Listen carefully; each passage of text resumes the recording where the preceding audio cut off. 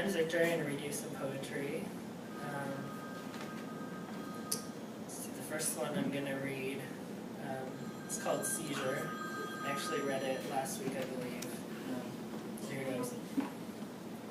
Its entrance is silent, though the heart beats faster, creeping along walls, thick love coated in plaster. A defense of sorts, never open, never warm. Hard feelings crack, exposed to likely harm. Flashes of the past appear as fountain bursts, memories in sepia, in lines from best to worst. The one that got away didn't have very far to go.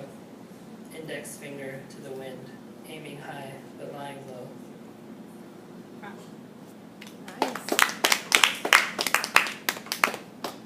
Okay, so this next one's a newer one. It's called Remember Me. I think I wrote it about a week ago.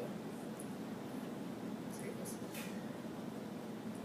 Remember me when I've left everything to become an improved man, ever striving to kindle a flame in your heart and melt the hard wax formed from pain. Remember me when I've gone off to pursue something that terrifies my every fiber.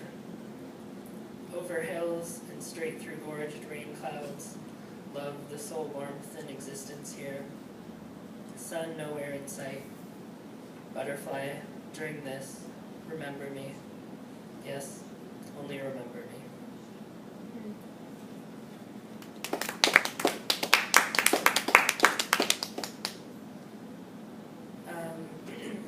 This is also a newer one. It's another rhyming one. It's called No Fear. I'm on a roll. No one can stop me now. Not a matter of if, but a matter of how. I'll get what I want. I have what I need. Content and happy. I've pulled out the weeds. My heart is full. My vision is clear. Love is the reason for all I hold dear.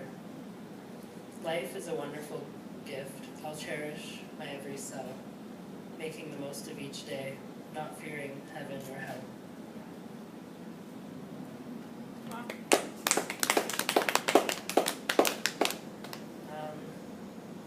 Okay, so this next one is also another new one. I'm reading a lot of new ones. This one's kind of about something I've been experiencing lately. I've been submitting my poetry to journals, and I started a few months back. I'm finally getting responses from places, and they've all been rejected so far. So this one actually resonated with people on my WordPress blog as well. I got a lot of comments from it. So it's called a Rejection Letter. The way they're so impersonal, a complete stranger declining your work, often dismissing it without reasons given, is enough to wake me up to the absurdity of journals, no longer attempting to claim my slice of recognition from the minuscule pie that is professional poetry, but returning to writing that's pure, hoping a line might catch the attention of somebody out there struggling, needing a little encouragement in order to pick themselves back up.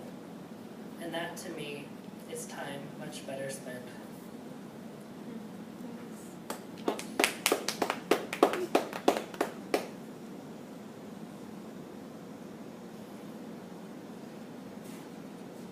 Okay, so this next one here is for something new. I'll go for an old one. I actually read it the first time I did an open mic here. It's called Birthdays. For as long as I can remember, I've disliked birthdays, especially my own. There was one in particular, my 5th birthday party, if I'm not mistaken, during which I recall thinking that time is a cruel companion whose only job is to walk alongside people and then abandon them as they become fragile.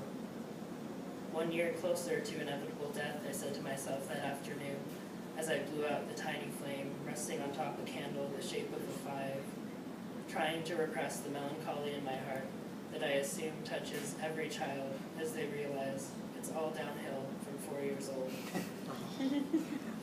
I love that song. Thank you.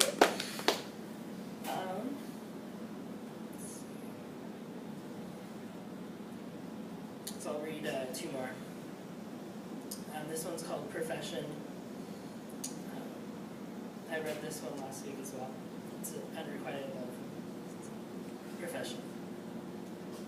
With my labored breaths popping and cracking as my knees start to buckle underneath me, I continue to stumble toward what I hope is you, that glimmering figure way off in the distance. The socks I'm wearing are soaked through with the morning dew that's collected on every blade, the moisture slithering its way in between my toes and making a loud splish-splash with each step. But all of the discomfort and past rejection will be water under the bridge to nowhere if the end result is a chance to pursue you for the remainder of my sun-drenched days. Reciting poetry outside your window at night, hoping a line will gently ascend into your ears and cause the rest of your body to melt into the warmth of my waiting embrace. And if it turns out we just can't be, then I'll release these thoughts about you from the cage I've been keeping them locked inside, because love doesn't strangle what it professes to adore.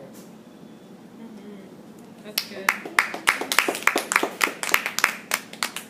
Do you want me to move the mic up a little bit? I think it's slipping Oh, down. is the sound okay? Is it a little quiet?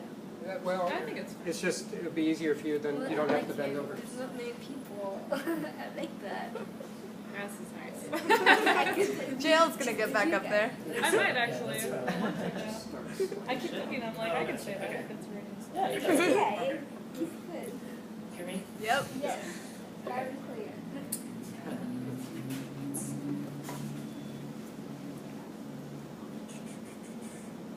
Actually, I lied. I'm going to read a couple more now. Yeah! Okay, so this next one is inspired by Pride and Prejudice. It's kind of from Mr. Darcy's point of view when he first discovers Elizabeth Bennet. It's called Elizabeth. She was the only woman at the table who wasn't drinking tea, her river of chocolate brown hair flowing down her back, while the rest had theirs done up securely in buns. Instead, she had taken to playing with her spoon, her mind not in the dull conversation of those around her, but somewhere higher, of more importance. I had no choice but to assume. She sat in such stark contrast to them that she made an impression without having to speak any words at all, a sensitively composed melody among the chatter of vanity and gossip. And for a minute, I sincerely thought when our eyes met, she would disappear and return to the heavenly place from which she came. But she only sat there, smiling at me as she stirred for the 100th time the water with a slice of lemon placed in front of her, my heart beginning to skip, a pebble gliding across otherwise still waters. Wow, that was good. This is the last one. It's a really short one. It's called Contrition. Like the first sign of land after being taken prisoner by salt water, you appeared in my line of vision, a wonder I'd ceased believing existed, until I once again felt your lungs, inhaling, exhaling, against my own. Thanks for listening. Yeah. Nice job, Victor.